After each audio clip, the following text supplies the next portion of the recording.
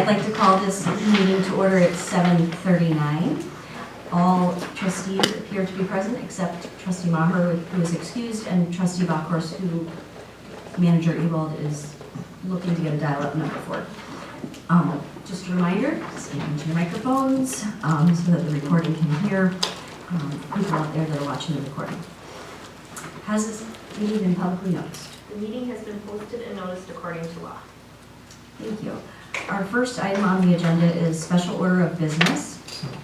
4A, consider resolution 2019-12, confirming obligation to contribute to North Shore Fire Department's budget to pay debt service on bonds issued by the Village of Whitefish Bay on behalf of the North Shore Fire Department. Chief? Good evening. So a couple meetings ago, you passed a resolution for the same project. That was prior to the bond, general obligation bonds being sold by the Village of Whitefish Bay. This resolution uses the exact dollar amount that the bonds were sold because they were sold for a time. We didn't know what they were going to sell for, interest rates, and everything like that. So this resolution simply just firms up that number and puts it to the exact dollar amount. Chief, I was reading this on my phone and I couldn't see the interest rate because it was so small. I believe it was 3%. 3%? Yeah. Is that cheaper than the state trust fund bonds? With the different fees that come along with it, it's a little cheaper, but not much. Any other further discussion? I'll move to approve resolution number 2019-12, confirming obligation to contribute to North Shore Fire Department's budget to pay debt service on bonds issued by the Village of Whitefish Bay on behalf of the North Shore Fire Department. I'll second. A motion and a second. Can you read that? The resolution 2019-12, confirming obligation to contribute to the North Shore Fire Department's budget to pay debt service on bonds issued by the Village of Whitefish Bay on behalf of the North Shore Fire Department. Okay. If no further discussion, it's a roll call vote. Trustee Morris. Aye. Trustee Linda. Aye. Trustee McKay. Yes. Trustee Carpenter. Aye. President Lindsay. Aye. And Chief, please convey thank you to Whitefish Bay for doing that for our fire department. You're welcome. The next item on our agenda is special order business 4B, consider pedestrian alley and concept for Shorewood Fire Station CSM. Rebecca? Chief? Coming back now? Again. This is the exercise portion. That's right. Wellness program. Wellness program. I'm John Mann, he's with Manage, he's our construction consultant that we're our department using for the project, so he's here to assist us Nice to meet you. with the discussion. Rebecca has in the packet a memo along with a memo I wrote, so there's a couple moving parts here. We are at a point with a floor plan and design with the architect that we're using. But the first thing we want to, we still need to firm some of that up. The first thing we want to present and discuss with you tonight is a concept on the exterior for generally the landscape of the building and how it would sort of transform this alleyway between the two buildings. The proposal from the architect based on, for a number of reasons, one, including the traffic flow within the building, and then two, to create something a little newer and different with the alleyway here, is to change the pedestrian area into a walkway area, so no vehicles, but make it into a walkway. And it's my understanding that there has been some interest by the village in the past, including the driveway that runs along the back side of this building also. So the proposal from the architect is to make it into generally a pedestrian alleyway or a walkway with pavers or some sort of landscape. I think that's still out there. It would then bring in the main entrance of the building to the south side of the wall. The exterior, as far as where we're at now, is other than the rest of the building remains unchanged. So the architect has spent a lot of time to keep the exterior of the building pretty much unchanged. There's a small addition on the back of the building, and that is to give us enough space so we can operate on one floor in the building rather than two, which will create a whole bunch of efficiencies in the whole process that we were hoping to achieve. So at this point, I think we're looking for some feedback from the board as to that concept. We're not anywhere to the point of final design on the concept, but we're in the process. So we're looking for some feedback, and John, I don't know if you have anything to add to that. Well, one of the things that allows us to do this is that when the police department was in the building, the Sally port was sort of in that back on that angled wall. Well, that no longer is a part of it. That back section is going to be where the dormitories for the fire department are going to be. So there's no need for traffic, between the two buildings anymore. So it really allows for a really nice, I think it's going to make a big improvement, I think, in this building and in that building. And as the chief said, we're talking about having the main entrance, the public entrance to the fire department, which isn't a lot of people, but going right through the hose tower, which is sort of the most, I think, the most interesting part of the building architecturally, and that's going to become the main entrance to the building now. So I think the whole concept is just a win-win for everybody. It's pretty exciting, I think. Thank you. Discussion. So how does that affect the easement that we agreed on in the deal? Or does it not? Facade, What's that? The facade? Yeah. it's very positive from the perspective that it maintains the integrity of the structure Right, on all so four sides, it with the doesn't seem exception of a small addition onto the back side of the north bay specifically. So it doesn't create a conflict with that? No. All right, That's my only question. it's actually makes it better. So the front of the building, I know at one point we talked about that little roof pitch that goes over the door, that all stays the same? Current plan is that's all staying the And then same. it's just moving the entrance. Can you just explain what is being taken up, what is for the addition? Like, is it parking spaces or It's not even, it's just really sort of drive space. Yeah. It's just a short little addition to extend the north bay a little bit, so two full vehicles can fit in there. It's really a small little addition. And then so this, I understand from the memo that we need access to the village because of maintenance. That's where we would do our maintenance, so I'm assuming that there's enough room for a small maintenance vehicle to Yeah. get through. Right, so that's the alley space here, because they're, to do maintenance on the roof of either this building or windows, something like that building, so there could be a lift or a hoist or something like that to get in there.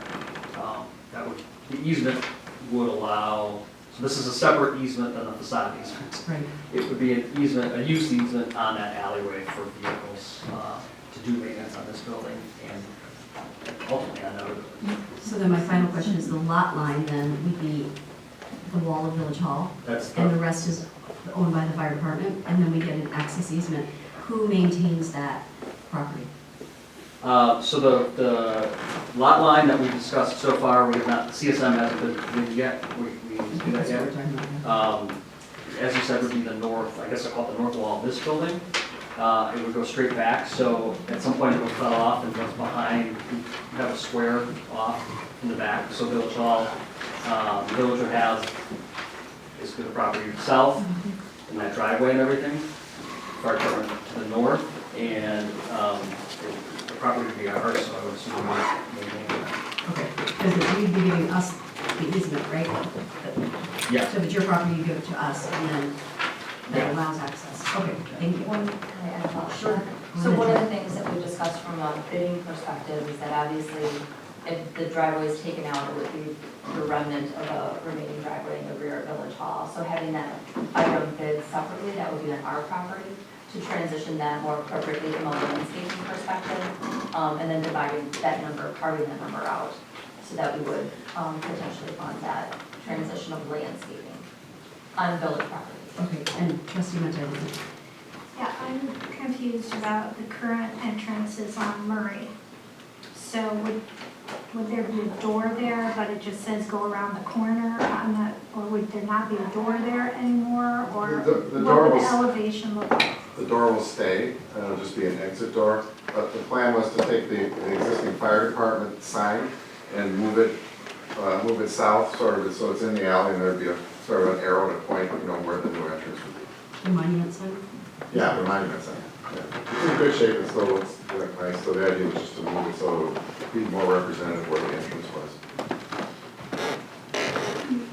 Trustee So by moving that entrance, I mean, how, does that just totally change the layout of the building?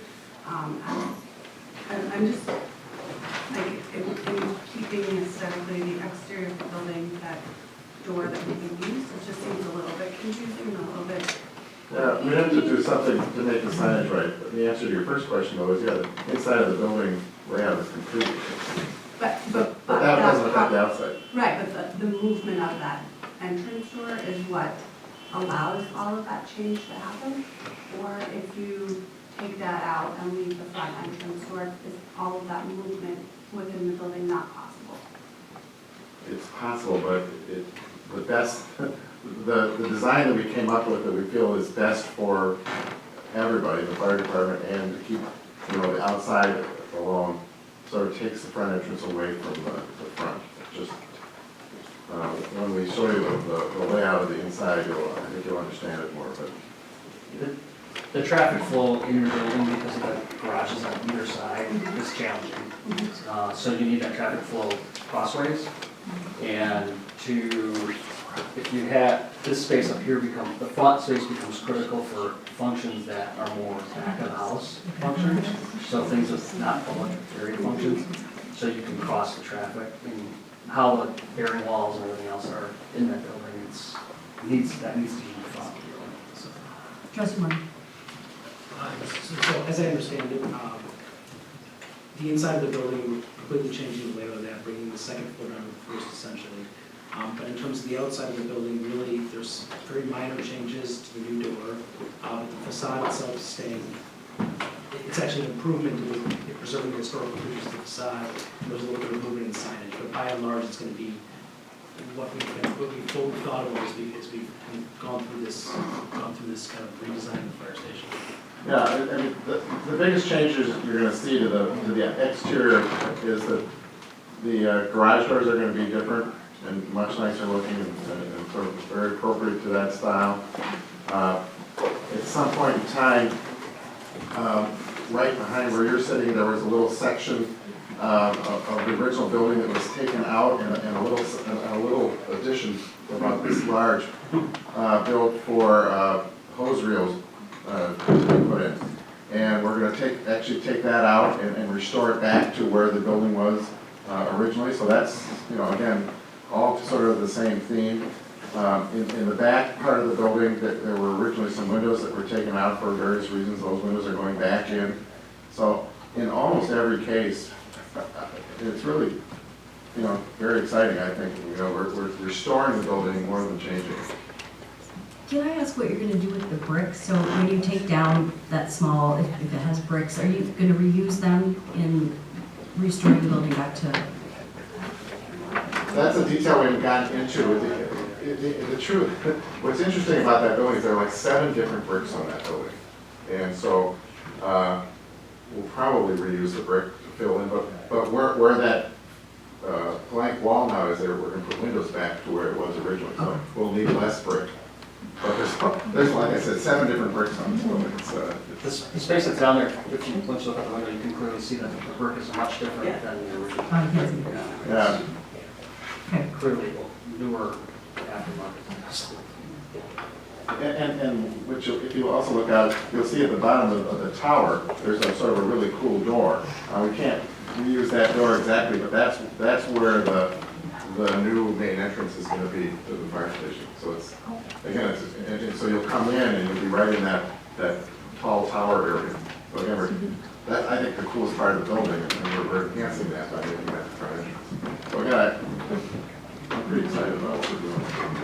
Hey, can I just ask one other question? From talking with Rebecca, who's been meeting weekly with the fire department and the consultants, the elevators, what's saving you money by keeping everything on the first floor, you don't need to put in an elevator, is that correct? So is there any intent to rent out either the basement or the second floor? At this point, the answer is no. At this point, we're just mothballing both the basement and the second floor. But if you were going to rent it out to someone to be purchasing the building, would you then have to put the elevator? There would be a lot of different work that would have to take place. There'd be some different exit stairs and elevators. very. I think the elevator was like 10 grand Oh, it's in that much more, estimate. it's more like 100. Oh, maybe it was 100. Okay. Yeah, it's like 100,000. 80 to 100,000. Trustee Murphy. Thank you for all the discussion. Move to approve the pedestrian alley concept subject to approval of the alley designed by village staff and a permanent pedestrian and maintenance easement for Village Hall building rooftop access with the southern property line for the fire station adjacent to the north elevation of Village Hall. Second. Any further discussion? I just, I had, trustee Mentor mentioned something about, this doesn't approve money or anything for enhancing our portion of the village. It's just saying the lot line and basically changing the entrance way. Correct. Okay. Any further discussion? And we'll talk about that during budget? When will we talk about the, My understanding from the architect is that the next step for them, they provided a very preliminary concept. Their landscapers had not looked at the plan because they didn't want to spend time on it if it wasn't something that we were in agreement with. So they will now go take a look at the exterior and then propose some design that we'll talk over with our staff, and then I can bring that to you. trustee Mentor? I just didn't know if any members of the public who've been, were driving this project had any comments or anything they wanted to say. Rosa, come up to the microphone and just say your name. I know.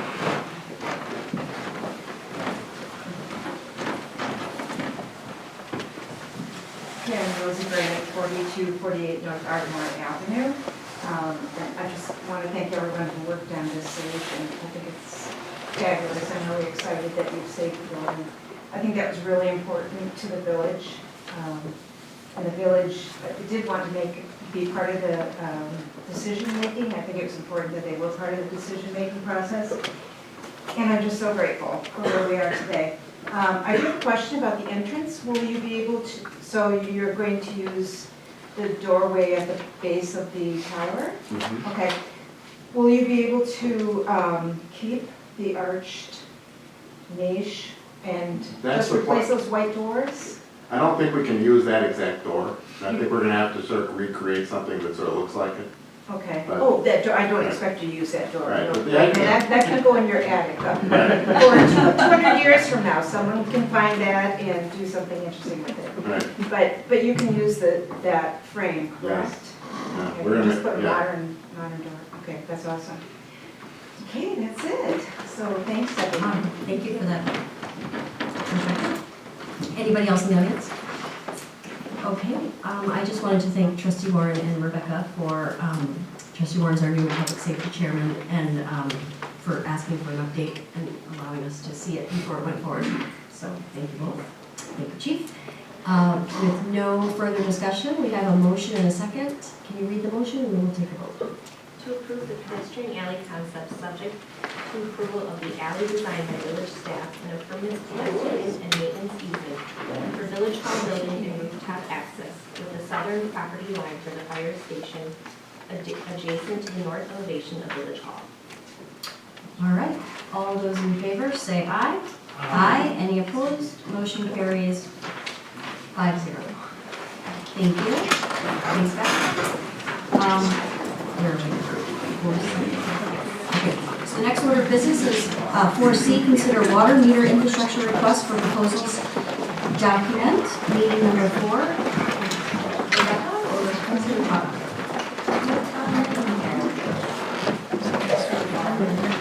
Tom, Yeah, yeah. I can take this.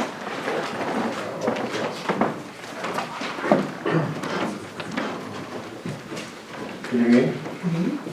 I'm Tom Knight with City Water. Been here before discussing this water meter replacement project, and so what was in your packet tonight was our proposed RFP that we want to go out to streets with the vendors to propose on an AMR system and an AMI system, so that we can evaluate both of the different types of systems and then come back with a recommendation to the village board. So I don't know if you've had time to look at it. It's a pretty hefty document.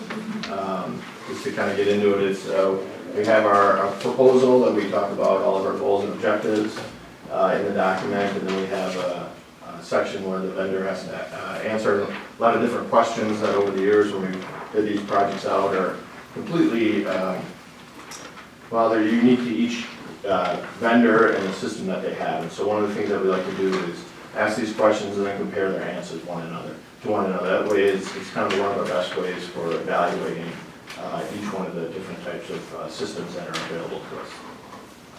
So once we go through that, then they have a cost table as well as Appendix B that is in there is the cost table where they are able to bid on either an AMR system and the AMI system, also all of the meters that we're looking to purchase, and then the installation costs as well.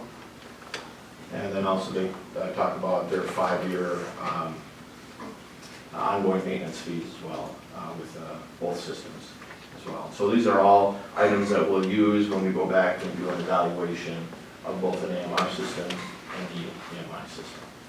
Do they also add the cost for the add-ons, like, were there additional? Correct.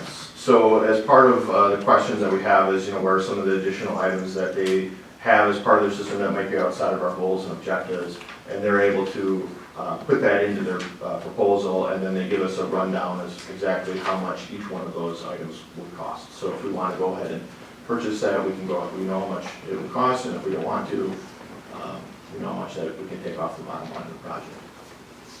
Thank you. Trustee Warren.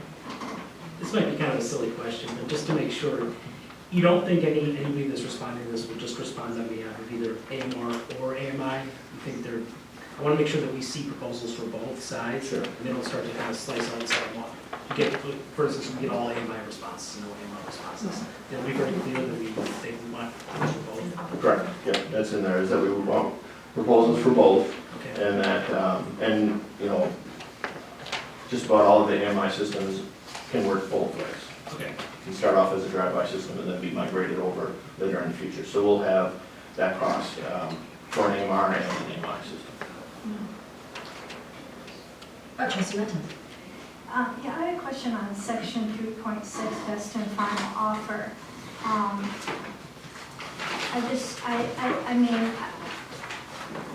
We've been trying to pay a little more attention to how we go through these processes to procure these types of services. And I just want to be careful that we're, for example, and I realize these are going to be complicated proposals when they come back, but then it almost, I want to be careful in any kind of process where we've received a proposal and then we go back to the one proposer, for example, and ask for additional information or clarification, and get us, and they come back with a lower proposal number than they originally submitted. But, how do we do that in a way that we're being fair to all the proposers, So the way that the process will work is once we get all the proposals back, we have an evaluation team that will read the proposals, and then we have a grading scale for a number of different factors. Right. Then we kind of come together and we talk about, which ones that everybody liked. We shortlist it down to 2, maybe 3 vendors at the most, and then we bring them in for interviews. And then we interview each one of the different vendors. Now, there's different aspects that we talked about, right? There's some that have meters, some will be the read system, and then some will be installation. So as we go through, we're interviewing each one of them as a team, but then also kind of individually to see, well, maybe we like this set of meters, but we like this read system, and we like this installer over here. So we can kind of mix and match at a later date, and that's where the best and final offer would come in. Is that if we have something that drastically changed, or if we said to a team, well, we really like your meters over here on this team A, but team B, we like your read system and we like your install group, can you guys get together and then put together a proposal and send that in as a best and final offer? That is generally how that works. During this whole time frame, none of the bids that we receive back are released to the public at all, so there is no knowledge of anybody else's cost at the time when they're preparing a best and final offer for us. Well, I just think we have to be careful to not be seen that we're trying to manipulate the bid process. Correct. Okay, so and I'm not sure, I'm not being very specific, and I'm not sure exactly how to do that, or I wish I could be more definitive in the concern I'm expressing, but I don't want us to be too deterministic in that, because then it seems like we're controlling the process rather than having a bid process that's getting us the, the best price. Do you know what I'm saying? So I just want to express that concern. Yeah, there's a lot of different aspects that go into this. So, one of the biggest things is our install, for instance. And that's where I definitely see where we've had some mixing and matching in other projects where we've asked different vendors to team with an install company, because these install companies, they're gonna be going out to everybody's home here to do these installs, right? So we wanna get the best company available that we think is at a fair price. So, that to me is where we're actually looking to get the best deal possible for the residents, or for the customers of the utility. We're trying not to manipulate, so that this person gets it just because they're low. We want to do it based on their qualifications and their interview process and, what they're going to bring to the table. Okay. I just wanted to tell you, City Water wrote this. Yeah, it was one of the best RFPs that I read in a while, so congratulations on that. Appreciate that. All the components were in there that we've always been asking for, so. Any further discussion, trustee Moore? I was gonna make a motion. Go. I move approval of the Shorewood Utilities metering reading project, request for proposals, and direct staff to issue its release. We have a motion and a second. Any further discussions? If not, can you reread the motion? Yep, approval of the Shorewood Utilities metering reading project request for proposals and direct staff to issue its release. All right, all those in favor say aye. Aye. Any opposed? Motion carries 5-0. Thank you. Good luck. Thank you. She said it, good luck.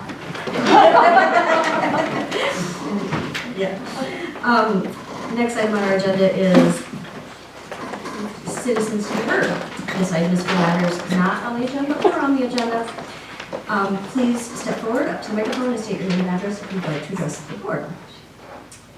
Seeing none today, we can move on to the next agenda item, which is number 6, consent agenda. Do I have a motion to approve and any removals? I'll move to approve the consent agenda. Second. Okay, so we have a motion and a second. Any removals? Trustee Carpenter. I'd like to move 6B. 6B, okay. Trustee McKay. 6D. None. I'd like to move 6E. D, E. Okay, anything else? If not, we have a motion and a second to approve the consent agenda with B, D, and E removed. All those in favor say aye. Aye. Any opposed? Motion carries. We'll now take them up separately. Number 9, new business. B, consider resolution 2009. What? Oh, sorry. So, Move it along to that. so what's our first item? 60 minutes. The minutes.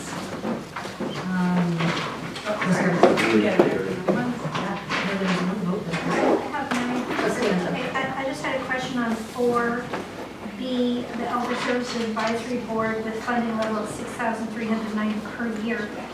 Since I wasn't at that meeting, are we saying starting in 2020? What year are we? Is that this year or 2020? Please communicate that. 2020. Okay. On the next page, the word hold is P-O-L-L-S, but I believe it's P-O-L-E-S, and that's in a couple of locations. I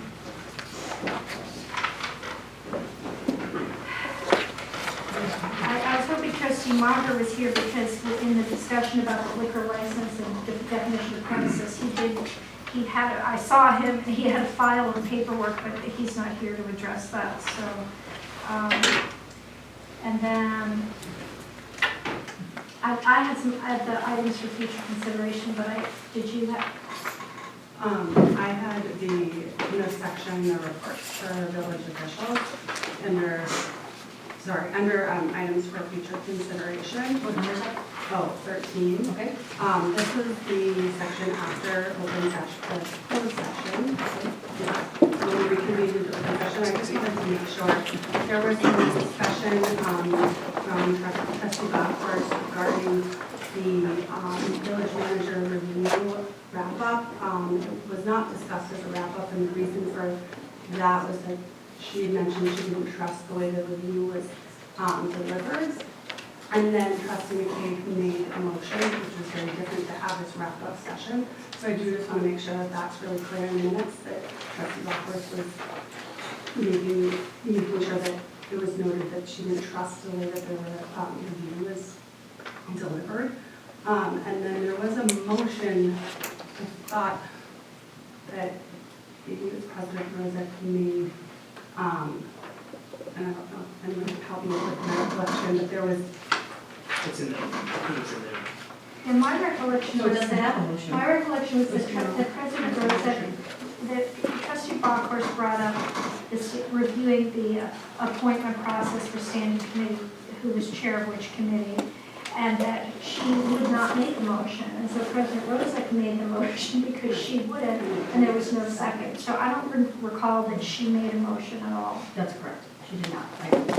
But you did. And then, because I remember asking her to make a motion, and she wouldn't make it. So I think just changing the last sentence of number 13 to say President Rozak may review the standing committee appointment process, but motion failed. Yeah, just ended there. Thank you. Anybody else? There was one vote, and I can't find it right now, but it was, I think it was the liquor license thing, but maybe it was the, Voting something? yes, I thought you voted against that. Yeah, I think it says so, Yeah. 6-1, yeah. yeah. It does? Yeah. Yeah, the class A's for these. Oh, wait, No, because it says President Rozak voted nay. I was the only one to vote nay. What page, what item? Is it, was it, what were we talking, oh no, that's what losing. Okay, as long as it says 6-1 on the voting zone, we're good. Okay, any further discussion? Seeing none, I'll move approval of the minutes of May 6, 2019, as amended. Second. okay, we have a motion and a second. Any further discussion? Seeing none, all those in favor say aye. Aye. Any opposed? Motion carries 5-0. The next item is Sorry. 6D. 6D. Consider board, committee, and commission appointments. Trustee McCabe. I was going to move to approve, there are just two appointments that I would not approve, but otherwise I would move to approve the slate. So I'm not sure how to do that because we haven't had it Yeah. this way in the past, so I'm not sure. I also, thank you, Rebecca and I were just checking on something, it was brought to our attention that the CDA appointment is not a resident, and that we looked at the statute and it has to be a resident, so I would pull that from the agenda. So withdraw my appointment for that at the moment and just wait until June. And also, our attorney was gonna look into the bid appointments to see if an additional member could be added. Yeah, I'm looking at Article 5 on the bylaws for the bid board right here. It says number and designation. The bid board shall consist of up to 14 members. And how many do you have now, Erica? We just had 2 recent resignations, so it's 12.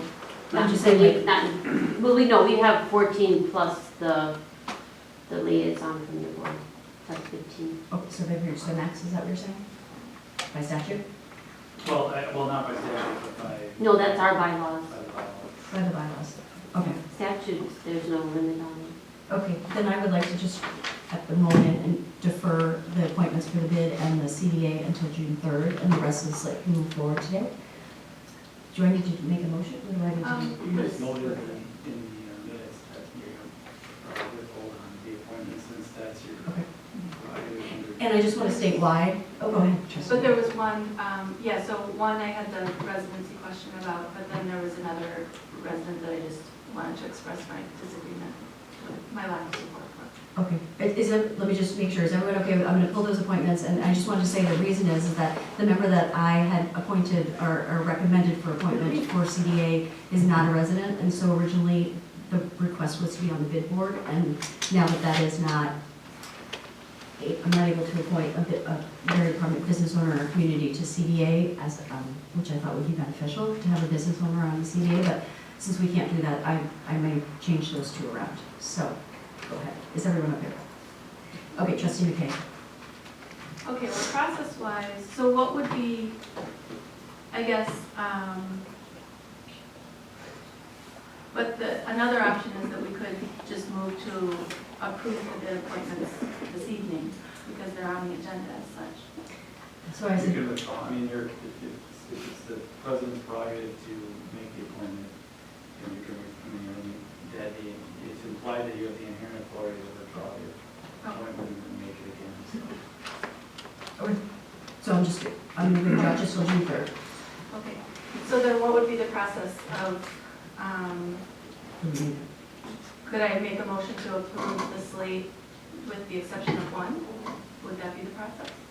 Do we do it individually? So last year, so what I remember, and tell me if it's the right way, last year we did each board, like each one separately, and then we got to the end, and then trustee meant to put like the rest of the 5 together. So I don't, is there? Yeah, I mean, I think if it's, so this is a question prospectively in terms of what we do if there's objection to one of the courts. Okay, I got it.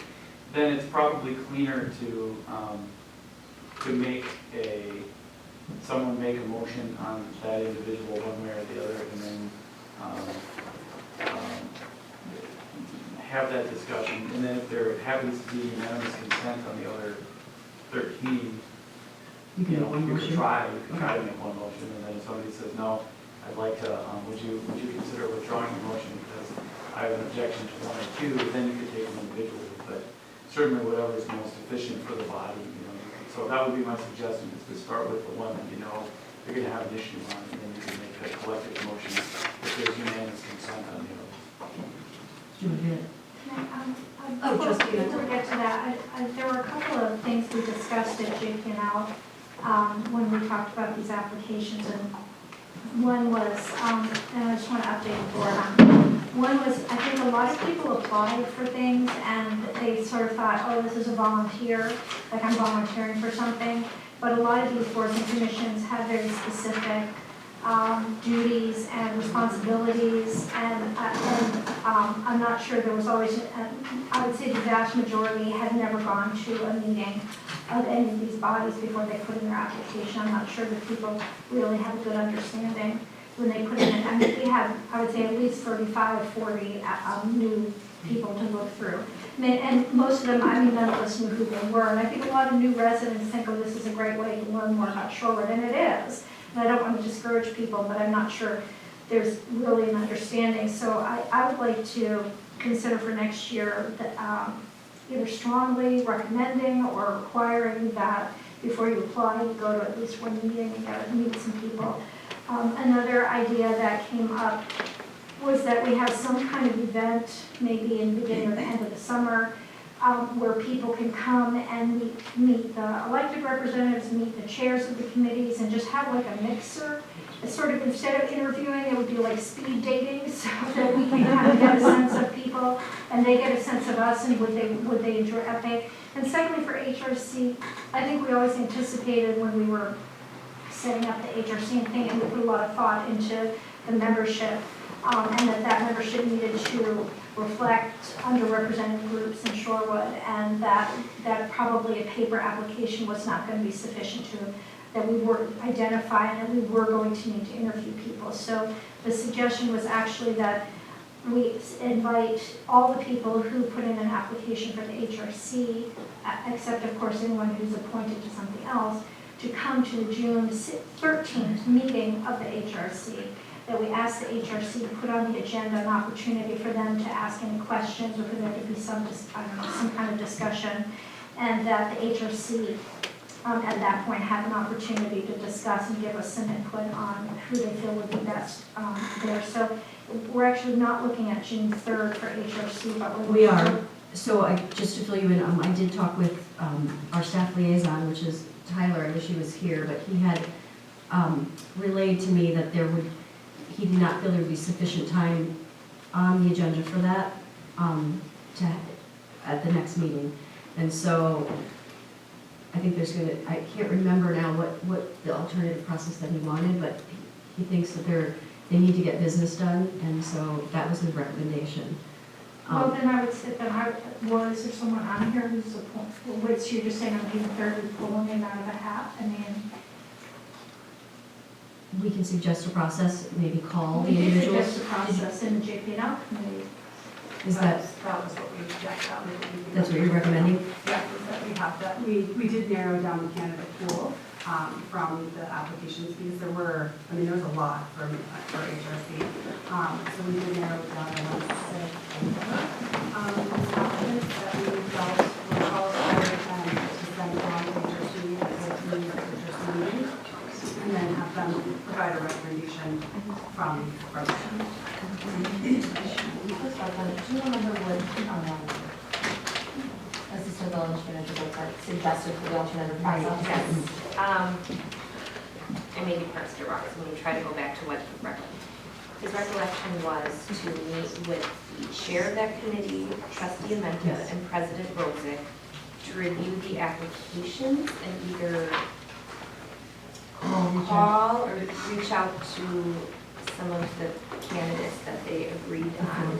Yeah, Yeah. It just was the meeting because the space. meeting time, they didn't have enough on the agenda that you needed to move forward on some of those items. So, And is yes, that was the recommendation of the JPL. Right. The staff liaison felt that it would not work for the time frame given at this point. And that is, will be all of the candidates for the HRC, No, or just just the Just narrow? the narrow, yeah. So he's saying that the liaison, the chair, and myself are supposed to do what? Call these people and do what? I don't know specifically, I just know I that think was we one can of get the together and suggestions, yeah. I mean, it's To just the review. JPL chair, myself, the liaison, which is Yeah. you, and Tyler, right? And the chair of Oh, Human and Relations, Sharky. yeah. Ms. Parker. And if there would be the desire of effort to, invite Interview, those we can- people in and the ability to do that, right? So, okay. Just before June And I 3rd. could have it a fact wrong in there or so, but that It was sounds about right. the idea.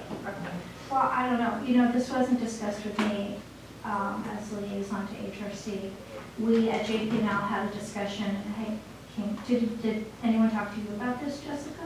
No, okay, so this is a completely different from what the JPL committee talked about, so I don't know what to say. I don't agree with it. I mean, I think in the essence of getting the committee to be able to do their business and to keep moving forward, I think we, I don't know what the other, what is the other option? Because the concern is having them be in position in time for the orientation, is that's the concern, so if we wait for the, Or for the June, so, he felt if we couldn't do it on the June meeting, you'd be waiting till July, that appointment then would probably take place till August, so you're already 2 months past the appointment time. And it's a great time to have someone, It's- because they're starting their subcommittee work. It's tough to speak on behalf of a staff liaison for them, so I can only say that sounds like a good idea. I also don't know what other committees' workloads are. I had no problem with it, and I apologize, I didn't pass it along, it was recent, I don't remember when, really recent, but I don't have a problem with that, because that's how JPL has referred the rest of, forward, you send it to the chair, the chair could have talked to the 4 individuals, so the method of going about it is, it's just that time frame, it's just that time block of meeting space that Tyler's asking us to not take up at this moment. So I don't have a problem as the appointing authority with continuing on to review those 4 applicants in some way, in some form, and then making a recommendation. and yeah, I'm okay with that, and I think just, making sure that we're communicating that process and that change, before, would be Yeah. helpful coming forward. But, I also want them to be able to move forward and get work done on HRC. And I think, we created that committee for some really important issues that have happened and continue to happen within our community. So, I'm okay with moving forward with it. Okay, and I did want to address the other 2 things. I think they're fabulous ideas that Trustee Menta has on the, so at this point in time, trustee Carpenter as the JP&L chair, myself, and the clerk are just, you've read the memo, are just kind of putting, as we go every year, like putting down the different assumptions that we're making and having the board kind of either go with them or you don't object to them. And then eventually the goal is, the clerk is going to put together an outline for committee, and we're going to take policies and all the different things and put them into one ordinance, so that things like what trustee Mehta is saying, maybe a requirement that you need to come to a meeting before next year, so those things would be in that ordinance, because I agree with them, and they're just, at this moment, we're developing it. This is our second year, we're building on the process from last year. If there's any objections, we talk about them, and then eventually the clerk puts together the outline, and we bring it to JP&L. They debate it, they write it, they work on it, and then it comes to the full board for consideration. I'm hoping we can get that done within a year, but for our next committee cycle. Yeah, right? I mean, we're almost at outline. Yeah, because we had such a tight time frame this time, which was also not helpful. So some of this could have been worked out, within, we could have prompted HRC to say, we need to put ourselves on an agenda, but because of our time frame, we're working with what we have right now, so. Well, I would also say if the HRC agenda was moved to quarterly meetings, and if they're that busy that we can't fit, then maybe we need to reconsider HRC meeting quarterly. Secondly, HRC, I think this appointment is really important to the functioning of HRC. I think they need a little bit of help in getting their feet under them and rolling a little bit more. And there's, some issues. Anyway, there's a lot going on with HRC, and I think it's really important to have the right person. So, and a person who's going to gel with the group. And HRC is not like the other committees, because it does need to reflect a certain diversity. So, I'm just